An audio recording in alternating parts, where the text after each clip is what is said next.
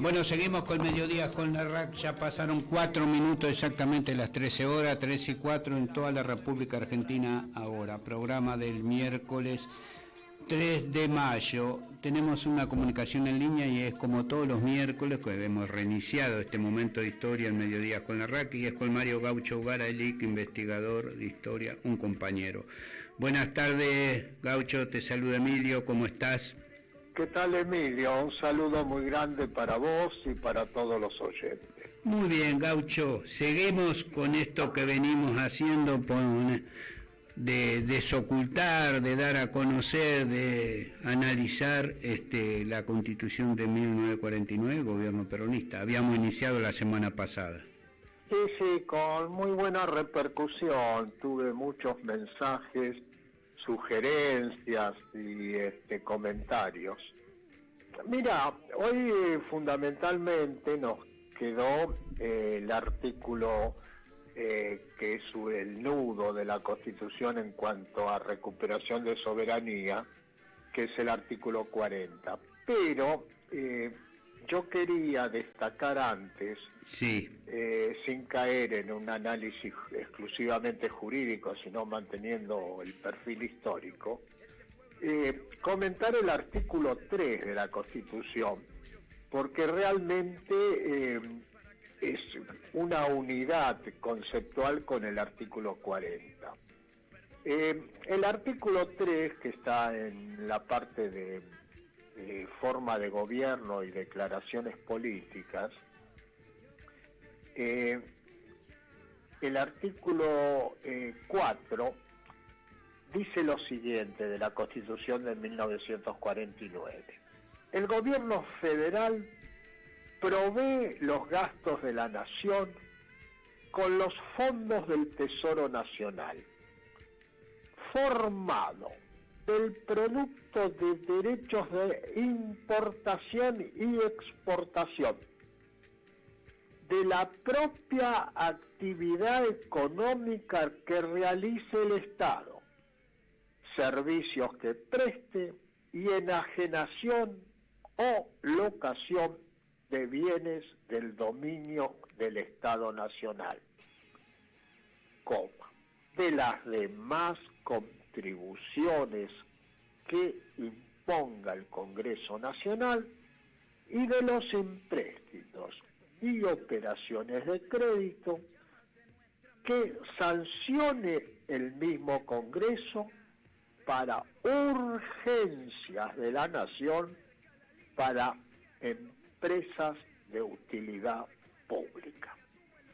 Acá tenemos un concepto totalmente distinto de dónde provienen las rentas y cómo el Estado puede, digamos, intervenir en la economía. Porque tenés el concepto de que el Estado puede importar y exportar y claro, que eso da ganancia. Eso ya era en los hechos Eliapi, pero lo llevaron a rango constitucional. Después dice de la propia actividad económica del Estado, o sea que el Estado es un actor en la economía que gana y pierde teniendo actividad económica. Claro, un área económica del Estado. Claro. Y luego el tema de que, lógicamente, también las rentas, que las tiene, los impuestos que los tiene que poner el Congreso, que eso es igual que la Constitución del 49, pero en el tema de los empréstitos y operaciones de crédito, le pone dos condiciones: que las sancione el Congreso para urgencia de la nación o para empresas de utilidad pública. O sea que claro, te podés endeudar, pero en tanto y en cuanto se invierta en utilidad pública, no en timba financiera como lo hizo el último gobierno. Bueno, esto en los comentarios de la Constitución en general está borrado. Los más patriotas, que los respetamos mucho, no, por lo menos yo no leí la unidad entre este artículo 4 y el artículo 40 de la Constitución del 49. es muy importante porque son una unidad temática. Claro. Y evidentemente el IAPI que ya existía era al elevarlo al rasgo constitucional, daba cuenta de cómo había transferencia de ganancias, o sea, se exportaba a través del Estado productos como el trigo y la carne y la minería, y con esa ganancia que el Estado obtenía, que el IAPI obtenía, se reinvertía en créditos baratos y subsidiados para desarrollar la industria. Todo eso tiene formato constitucional y tiene una importancia muy, muy grande. Bueno, vamos al artículo 40, porque... Claro. Gaucho, el artículo 40, como decís, que tiene que ver con el establecimiento de un precepto de que la propiedad es social y después el área económica del Estado, los recursos que deben ser de la nación, pero en los artículos precedentes, el de 37 y el 38... 38 y 39. Y 39 van en la misma dirección desde el punto de vista del el constitucionalismo social, porque ahí aborda los derechos de los trabajadores, en el artículo, por ejemplo, 37, ¿no?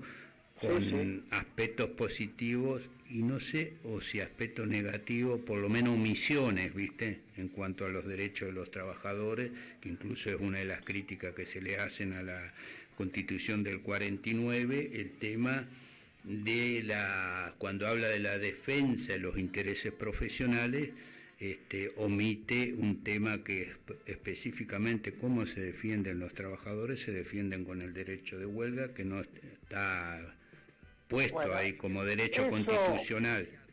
Efectivamente no estaba, pero yo te propongo que lo tratemos específicamente. Está bien. Porque yo tuve oportunidad de preguntarle al propio Sampay por ese tema. Porque habla, viste, en general del derecho a la defensa de los intereses profesionales.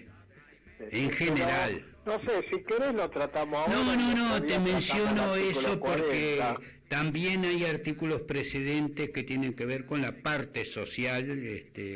Claro, lo que pasa que en el esquema que yo tenía, quería desarrollar primero los actos de dignidad nacional. Está bien, dale para adelante. Pero ya que planteaste el tema, no, porque si no parece que le escapo al bulto. Yo tuve oportunidad de preguntárselo al propio Sampay ese tema, porque el Partido Socialista y el Partido Comunista y los radicales insistían mucho en que la Constitución de Sampay no permitía el derecho de huelga. Y pues, parte de la incomprensión de esa Constitución que tenía, y yo tuve oportunidad en una conferencia de preguntarle, y Sampay lo que me dijo es, bueno, en primer lugar no estaban prohibidas las huelgas. Bueno, es de cajón esa respuesta. Claro. Lo que no se prohíbe está permitido. Bueno, después me dijo, mire, huelgas hubo. Tuvo la huelga azucarera, tuvo la huelga ferroviaria. Y en realidad se negoció y se concedió lo que la gente pedía. Yo creo que efectivamente hay rasgos autoritarios en la Constitución del 49 que yo te diría que había que tratarlos expresamente. Está bien. Ahora, en un país oprimido y dependiente, el problema de la dignidad y la defensa de la soberanía marcan la esencia de esa Constitución. Ahí va. Y después, bueno, no era revolucionario ni ninguno de los convencionales que votaron esta Constitución, por lo tanto tiene las limitaciones que tiene la burguesía nacional, que seguro tiene sus méritos y tiene sus limitaciones. Claro. Pero el tema es dónde se pone el acento.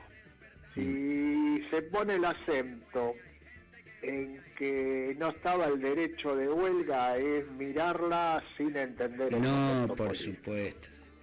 ¿viste? Que el árbol no te deje tapar el bosque, como se dice habitualmente. Pero Claro, y no, ahora lo eso central no es quiere lo otro decir y que uno esté a favor de... claro. No, lo central es lo otro que vos decías y batallar por eso. Después, en la medida que la analiza, la desmenuzada, señala algunas limitaciones con que Claro, también... que también son limitaciones de un momento político donde la izquierda clasista no entendió el peronismo, estuvieron en la Unión Democrática, la huelga ferroviaria tenía motivos gremiales, pero la conducción era del Partido Socialista Reformista, que era un partido terriblemente antiperonista. Mira, todavía hoy el edificio de la Unión Ferroviaria en Buenos Aires está en la calle Independencia, pasando Jujuy. Todavía hoy en el frontispicio del edificio, fue construido en la década del 30, dice: el progreso es imparable y nada ni nadie podrá hacer que se detenga. Es una frase típica del positivismo. Claro. Con esa idea de que el progreso es imparable. Te imaginás cómo le abrían la puerta a los ingleses. Claro, a todo eso. Bueno, sigamos con eso. En algún momento hablaremos de otras cuestiones, también que tienen que ver por ahí con el propio, específicamente el sistema de gobierno, la parte institucional que tiene una parte... Sí, mira, esto va a ser una especie de cursito. Claro. Yo tenía pensado, lo que pasa me sacaste hoy del tema, pero tenía pensado dedicarle una clase entera a los derechos sociales y al derecho de huelga, cuestión de profundizar. Bueno, lo dejamos para una próxima. Una vez que lo tocaste tampoco está puedo... Bien. Bueno, pero una pincelada, avancemos sobre lo que vos tenías propuesto, tu esquema de abordar el artículo 40. Como vos decís, lo medular de esta constitución del gobierno peronista en 1949. Claro. Bueno, el 39, que la charla anterior no pudimos desarrollarlo, el capital debe estar al servicio de la economía nacional y tener como principal objeto el bienestar social. Sus diversas formas de explotación no pueden contrariar los fines de beneficio común del pueblo argentino. Acá está lo que vos decías de la función social, ¿viste? El artículo 40. La organización de la riqueza y su explotación tienen por fin el bienestar del pueblo, dentro de un orden económico conforme a los principios de la justicia social. El Estado, mediante una ley, podrá intervenir en la economía y monopolizar determinada actividad en salvaguarda de intereses generales y dentro de los límites fijados por los derechos fundamentales asegurados en esta Constitución. Acá tenemos la parte que engancha con lo que leímos antes del artículo 3, porque dice: el Estado podrá intervenir en la economía y monopolizar. O sea, el Estado puede tener monopolio de determinada actividad. Esto es de avanzada, ¿viste? Es un Estado que es un agente activo en el proceso económico. Claro. Y si tiene que monopolizar, por ejemplo, los servicios públicos, tiene la garantía constitucional que lo puede hacer. Claro. Salvo la importación y exportación, que estarán a cargo del Estado de acuerdo con las limitaciones del régimen que se determine por ley, toda actividad económica se organizará conforme a la libre iniciativa privada. O sea, iniciativa privada libre, salvo importación y exportación, claro, que será exclusiva del Estado. Claro. Le deja y reserva un área de la actividad económica para la iniciativa privada, ¿no? Porque algunos dicen como que no hay libertad. Bueno, hay una parte que pueden usar libremente. Se organizará, dice, conforme a la libre iniciativa privada, siempre que no tenga por fin ostensible o encubierto dominar los mercados nacionales, eliminar la competencia o aumentar usurariamente los beneficios. Está bien. Límites a la actividad económica privada del antimonopolista en realidad. Claro, antimonopolista, sí. Y después tampoco la usura, ¿no? Claro. Los minerales, las caídas de agua, los yacimientos de petróleo, los yacimientos de carbón y de gas, y demás fuentes naturales de energía, con excepción de los vegetales, son propiedad imprescriptible e inalienable de la nación, con la correspondiente participación en su producto que se convendrá con cada una de las provincias. O sea, la nación es dueña de las fuentes de energía. Los servicios públicos pertenecen originariamente al Estado y bajo ningún concepto podrán ser enajenados o concedidos para su explotación. ¿Qué te Claro. Los servicios públicos pertenecen originariamente al Estado y bajo ningún concepto podrán ser enajenados o concedidos para su explotación. Los que se hallen en poder de particulares serán transferidos al Estado mediante compra o expropiación con indemnización previa, cuando una ley nacional así lo determine. Ahora acá viene otra cosa de avanzada, porque la Constitución fija cómo se va a pagar esas expropiaciones. Dice la Constitución: el precio por la expropiación de empresas concesionarias de servicios públicos será el del costo de origen de los bienes afectados a esa explotación, menos las sumas que se hubieran amortizado durante el lapso ya cumplido desde el otorgamiento de la concesión, y los excedentes sobre una ganancia lógica y razonable, que serán considerados también como reintegro del capital invertido. Acá esto es de avanzada. Vos sabés que en el derecho administrativo, porque la expropiación estaba en la vieja Constitución. Claro. Pero el derecho administrativo hablaba de que, bueno, el juez, si no hay acuerdo, tendría que fijar el precio de la expropiación, el valor real y actual de la expropiación, del bien expropiado. Esto dice, bueno, sí, perfecto, pero hay un límite, que es el costo de origen. Si vos te costó 4 pesos una máquina, la usaste 30 años, y bueno, hay que... Eso es clave, fijar el costo de origen, cuánto pagaste por la concesión, ¿no? Es lógico.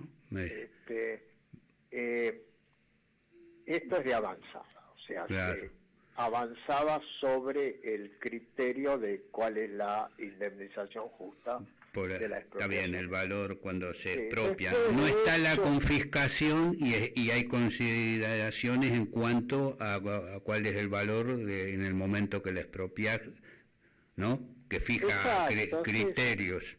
Que no sea un negocio después de haber usado la concesión durante muchos años. Sobre el final te pagan mucho más de lo que invirtieron, entonces se transforma en un negocio.